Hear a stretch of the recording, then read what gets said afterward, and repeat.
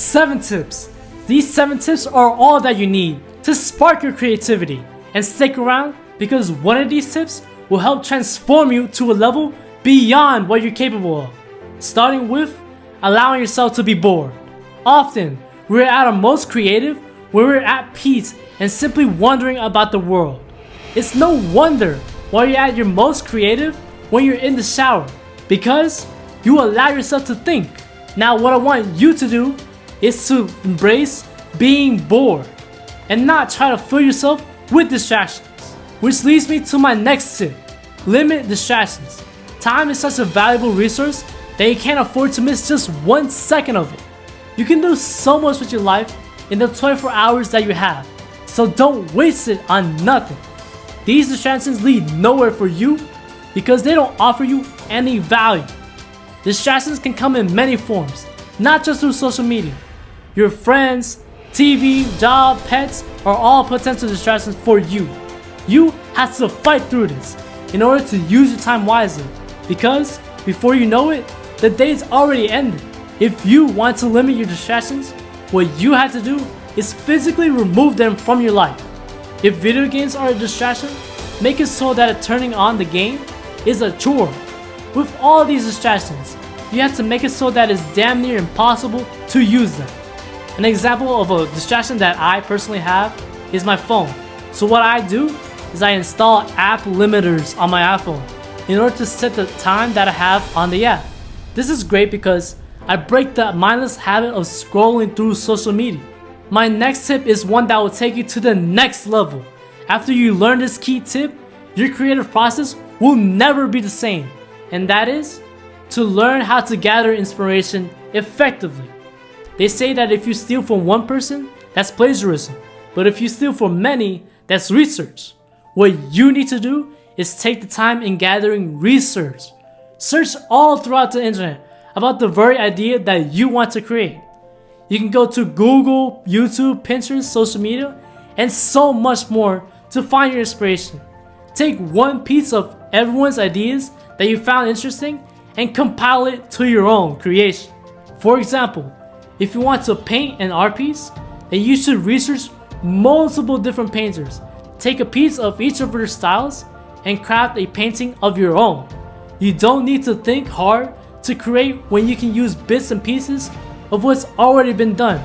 The key here is to not copy the entire style of someone else. Rather, form something of your own using multiple different resources. This exact key is what I use whenever I try to create something, especially an art piece, because I save the time and thinking process of making my own creation.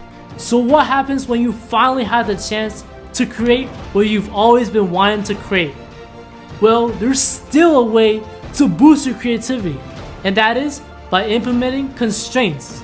These constraints can be having very few colors on your art palette, to having a very few instruments to work with when you're creating music. When you constrain yourself, your mind comes up with ways to compensate. You get to have the chance to get around your limitations because you force yourself to. Sometimes it's better to be minimal because it gives you more time to think, while give you less distractions, like I said earlier. Start by removing what you don't need and stop buying such expensive equipment when you can do the same thing with just the bare minimum. Good creators are those who use their constraints to craft genius creations. What happens when you begin the process of creating and you hit a roadblock? Well, there's still a way to get around it, and that is to stop trying to be perfect. Stop thinking that people won't like your creations, because people love to see the fact that you're even creating at all. No one's gonna notice the small mistakes that you have, even though you're crying about it. If you do end up making a mistake, keep going and don't quit. Good creators are those who accept their mistakes and keep pushing forward. Also, you have to love the process of creating. Creativity comes with making mistakes. It comes with setbacks and flaws. You have to accept the fact that you're going to fail sooner or later. The key here is to never give up, even when you're finished with your creation. Create more. That leads me to my other tip, which is to never stop creating. As long as you're still alive, you always have the desire to create more. You might not have the energy, but that drive will always be there. So why give up? Why stop now when you have a whole life to live? You can't be renowned for just creating one thing. You have to keep on creating in order to be respected. If you don't want to be a one-hit wonder, then create more music, even after you're already finished with your previous one. Being creative is a lifestyle, not a one-time thing. A lot of people give up after they've already accomplished the one thing that they've always been wanting to create. But don't let that be you. Another key tip that I have to boost your creativity is to constantly ask questions. Ask questions such as, how am I going to create? What do I need to do to get started? Who am I creating this for? What should my inspirations be? And things like that. The reason you should ask these types of questions is to light up that creativity spark that you have within you. You need to go out of your way if you want to be more creative. So asking these types of questions shows that you're dedicated to the process. The ones who are not so creative undervalue the importance of asking questions to others and to themselves. Once you ask these types of questions, the answers will just flow right out of you because you give yourself enough time to think about how you're gonna create. And this is good because you set yourself for success. So why should you even be creative in the first place? Well, if you want to make a name for yourself, then you have to be creative. You can't just be out here consuming what other people already created. If you want to stand out, you have to develop your own style. That development takes time and creativity. You also become more interesting to other people once you're able to show your creation. Not that many people would take the time out of their day to create something, whether that's art, music, dance, books, and more. If you want to be remembered in history books as someone great, then you need to stand out. And the best way to do that is to be more creative. Another reason why you should be more creative is to make more money. Let's face it, money is extremely important to our daily life. So of course you can get a job, but that makes you at the mercy of your boss. However, if you begin to create stuff, you have a better way to make money.